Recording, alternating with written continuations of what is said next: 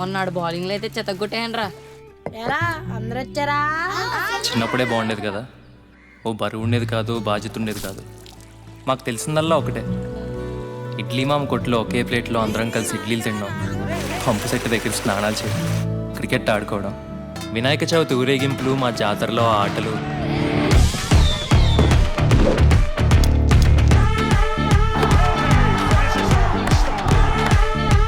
బజ్జీలు బజ్జీలు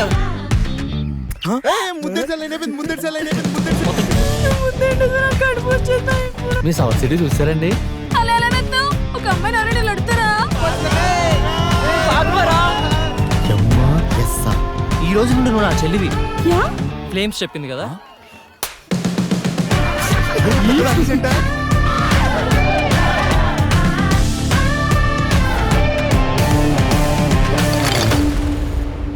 చిన్నప్పుడున్నంత సంతోషం 18 ఏళ్ళు దాటాక ఉండదు కదా.